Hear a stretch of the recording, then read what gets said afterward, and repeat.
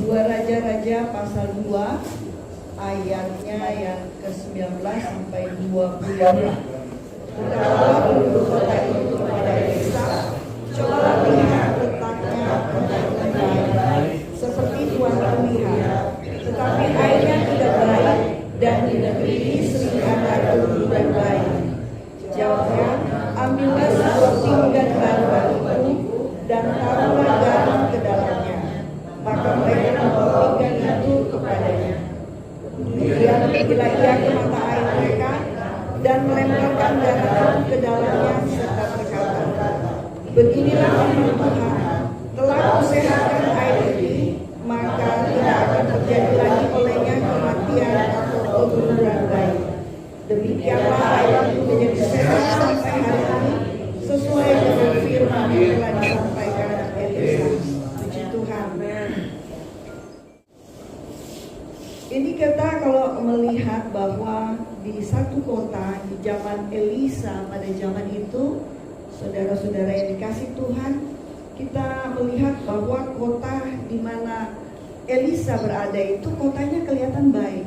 Ya, Anda mungkin pernah dengar kota Yeriko itu seperti apa, hanya dengan 7 kali keliling ya, totalnya 13 kali karena pada hari ke-7 dia dikelilingi oleh imam-imam itu sebanyak 7 kali. Lalu mereka bersorak dan promo. Itu salah satu yang kita kenal soal Yeriko. Dan Yeriko juga adalah tempat di mana wanita bezina yang diangkat, diubah dari yang buruk menjadi sesuatu yang baik. Amin. Seorang bezina, saudara tahu siapa dia? Seorang pelacur, ya betul. Dan saudara itu menjadi salah satu silsilah dari keturunan Tuhan Yesus. Dan Yeriko juga ini adalah kota yang sangat baik seperti kota Manado. Itu kalau saudara pandang kota Manado itu baik. Banyak sekali orang Kristen di dalamnya, para pendoa-pendoa syafat di dalamnya, hamba-hamba Tuhan yang paling banyak di kota kita. Bawahi bahwa kota kita itu kelihatan baik secara rohani. Ini saja takut. Kita aja cuma doa gini, dalam nama Yesus, hai tanah goyang, berhenti loh saudara. Kita cuma bicara seperti anak ini lahir sempurna, dia lahir sempurna saudara. Apa saja yang kita ucapkan, kita ciptakan dengan kata-kata kita itu bisa terjadi. Nah, kenapa bisa terjadi? Karena ada kuasa di dalamnya. Ada satu kemuliaan ilahi yang nyata di dalam kehidupan pribadi-pribadi kita yang ada di Sulawesi Utara, khususnya kota Manado dan sekitarnya. Coba lihat letak kota ini baik seperti Tuhan kulihat, tetapi airnya tidak baik dan negeri ini sering keguguran baik. So bagus saudara, sudah baik saudara.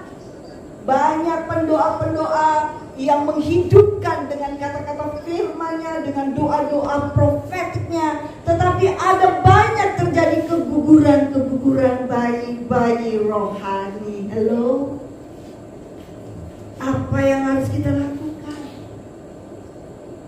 Light and salt, jadi terang saudara. Tetapi kadang-kadang ketika kita ada hamba Tuhan baru mau bertumbuh, anak rohani kita sudah mau bertumbuh, kok langsung mati rohaninya. Alkitab di Matius berkata, dari ujung bumi ke ujung bumi, bahkan sampai ke seberang lautan, kita mau cari satu orang untuk bertobat. Tetapi ketika orang itu datang kepada Kristus, kita nggak biarkan dia bertumbuh dengan baik. Tetapi kita mulai tekan sampai dia keguguran. Kalau yang baru hamil, kalau yang sudah bayi, mati saudara. Apa masalahnya? Karakter orang-orang kudus tidak sesuai standar ilahi. Karakter orang-orang kudus itu harus memiliki standar ilahi. Orang dunia punya standar itu sangat tinggi, tetapi kerajaan surga punya standar lebih tinggi. Nah, kalau kita sendiri, tutur kata kita, bahasa kita Firman Allah katakan kita kadang-kadang tidak perlu bercanda. Kadang-kadang bercanda itu mematikan iman seseorang. Bahasa kita kadang-kadang membuat orang itu terkena. Saya alami, saya perbaiki. Saya bisa jatuh, up down saya. Bisa turun, bisa naik karena kata-kata orang. Tetapi ketika saya memandang Kristus total dan saya belajar mengkebalkan diri saya dengan apapun yang ada, ternyata banyak makan garam, banyak melihat sesuatu yang terang ilahi, itu bisa menghasilkan kekuatan akal. Amin. Dan ketika saya mulai belajar menguatkan diri saya, bukan dari kata orang lagi. Setiap kata orang yang menekan, mengintimidasi atau memandang dengan mata yang menjatuhkan. Saudara pernah kan ketemu dengan orang yang matanya menjatuhkanmu? Pernah kan ketemu orang dengan gayanya Anda tahu dia gak suka sama saudara, Anda tahu bahwa Anda sedang dihina olehnya, benar kan? Makanya saya sendiri berkata begini sama Tuhan, kuduskan bahasa tubuh saya, lenggak-lenggok saya, gaya saya harus tetap kudus supaya tidak menjadi batu sandungan buat orang lain. Supaya orang yang baru bertumbuh imannya itu gak gugur, gak mati atau mati suri. Saudara, lanjut di pasal 2 ayat 20 ini. Ambillah sebuah pinggan baru bagiku dan taruhlah garam ke dalamnya. Pinggan baru itu berbicara sesuatu yang belum pernah dipakai, sesuatu yang sesuatu gimana sih kalau baru? Kalau dapat sesuatu yang baru, artinya kita baru beli dari toko, begitu kan? Sesuatu yang baru yang belum pernah digunakan untuk apapun, harus benar-benar baru. Saya dan saudara waktu pertama kali jumpa Kristus, Anda dan saya itu menjadi ciptaan baru, lahir baru di dalam air dan roh. Nah, ketika saudara beriringnya waktu, kadang-kadang pinggan kita itu menjadi kotor. Ya kan, kalau habis dipakai makan, pinggan itu jadi kotor, benar? Ada BP rica, bekas lemak, ada segala macam deh, kotor. Tetapi Tuhan katakan kita harus tetap menjadi pinggan yang baru supaya dia bisa memakai kita itu setiap hari, setiap saat, setiap detik. Kita berkata, Bella, mana mungkin kita bisa seperti itu. Halo. Benih ilahi, jika ada di dalam diri kita tidak ada keinginan untuk berdosa. Amin. Kalau benih ilahi itu ada dalam diri saya dan saudara, tidak ada keinginan untuk berbuat dosa sama sekali. Untuk berkata-kata pun di luar konteks kebenaran sama sekali tidak ada keinginan. Karena rohnya kuat, roh di dalam Kristus, tetapi dagingnya menjadi benar-benar gak berdaya. Coba Anda lakukan doa semalam suntuk dengan puasa 24 jam, itu saya alami bagaimana daging itu gak berkutik sama sekali. Dia akan tunduk kepada kemauan roh kudus. Roh kita pun dikuatkan oleh roh kudus seperti itu. Nah, saudaraku yang dikasihi, light and salt. Nah, ini kita berbicara soal garam. Dibilang katanya taruhlah garam ke dalamnya. Itu air kan selalu membuat tidak subur tanaman-tanaman. Nah, padang gurun di kota Yeriko itu, ya namanya Israel, nggak ada lah tanah-tanah yang subur di sana. Semuanya gersang, saudara. Tapi pemandangannya juga indah-indah, kan? Hanya adalah pohon-pohon seperti pohon korma yang bisa hidup di sana. Nah, kalau tidak ada pohon korma, Anda bisa bayangkan betapa kering kerontangnya. Di rumah kita kalau nggak ada AC atau nggak ada AC alam, ya kan, ada tanaman-tanaman sedikit, betapa gersangnya. Sedangkan Indonesia di Sulawesi Utara aja baru beberapa kali panas, ya, kita udah bilang, ih panasnya menusuk sekali, nyeri kulit saya. benar kan? Lalu semua orang akan lari ke tempat yang dingin atau ambil es untuk menyegarkan kulit kita. Nah, saudaraku yang diberkati Tuhan Yesus, ketika mereka membawa garam itu kepada Elisa dan pinggan itu, kemudian pergilah ia ke mata air mereka dan melemparkan garam itu serta berkata, beginilah firman Tuhan, telah kusehatkan air ini, maka tidak akan terjadi lagi olehnya kematian atau keguguran lagi. Saudara, saya tadi waktu masuk aja saya melihat gini, Tuhan, aku pengen lagi dengar suara-Mu. Saya dengar juga suara Tuhan, tetapi kadang-kadang saya sudah tidak pernah bertanya-tanya Tuhan, boleh nggak saya mau bicara ini, boleh nggak saya mau bicara itu. Saya lagi renung-renung disamperin.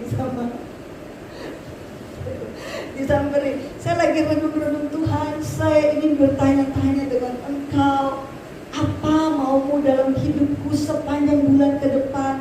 Karena mengakhiri bulan Mei ini, kita kunci bulan Mei ini, dan saya ingin mau bersama dengan Tuhan dalam kemenangan bersama Kristus. Saudara, saya ingat kembali ayat firman Tuhan ini soal garam. Adakah mulut saya dan saudara tetap asin? Adakah cinta keluarga pasanganmu tetap asin? Atau serasa tawar? Karena terlalu banyak pelayanan, terlalu banyak kesibukan, terlalu banyak orang panggil. Halo? Mari minta, Tuhan, kalau hubungan suami istri sudah mulai hambar, saudara, minta garam Kristus. Amin. Salt and light, terang dan garam. Alkitab berkata bahwa jadilah garam dunia. Saya dan saudara adalah garam dunia. Bukan garam seperti apa? Lewat tutur bahasa kita bisa mengasinkan orang lain, menyembuhkan orang lain. Tapi ada satu kesaksian di dalam hidup saya soal garam ini ketika saya mempraktikkan firman ini. Dulunya saya memakai palm. Ketika palm itu bermasalah karena nggak pernah sampai ke kamar mandi saya, lepas ada parigi di belakang rumah, ada sumur, saudara tahu.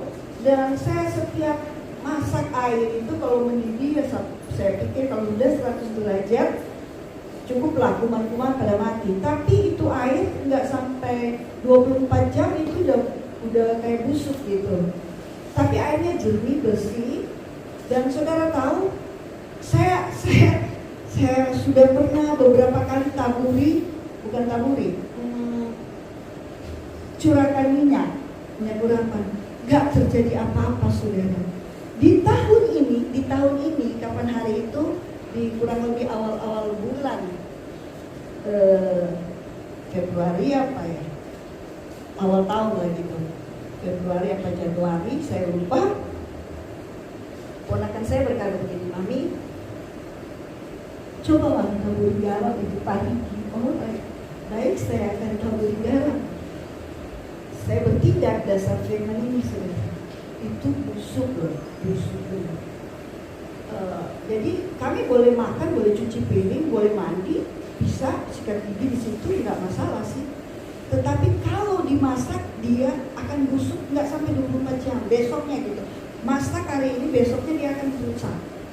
Busuk. Saudara, saya taburi garam cuma sedikit.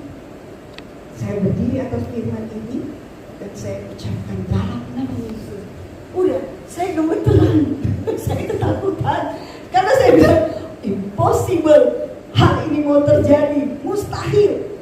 Ponakan saya mandi, dia sikat gigi, Mami, soalnya nggak berbau, soalnya barasa.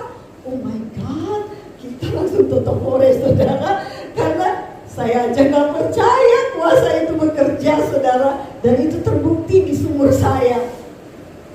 Sampai saat ini saya bisa menikmati sumur saya tanpa bau, saudara. Kalau saya mau itu bau, jadi kalau dia udah tertampung 24 jam bau. Kalau saya pegang begini bau, tetapi tetap jernih, bening. Dan itu mujizat yang saya alami di tahun 2026 ini. Dan saya mulai berkata, Tuhan, saya mau digarami kembali hati saya, supaya tidak menjadi batu sandungan buat teman saya, buat suami saya, buat anak saya, buat ipar saya, ataupun buat lingkungan kita, saudara. Saudaraku, supaya kita tetap sehat, kata firman Allah. Amin. Demikianlah ayat itu menjadi sehat sampai hari ini, sesuai dengan firman yang telah disampaikan Elisa. Maukah hati kita tetap sehat sampai kedatangan Tuhan? Yuk kita tetap jaga garam kita, ada asinnya, ada DP rasa garam. Tuhan Yesus memberkati.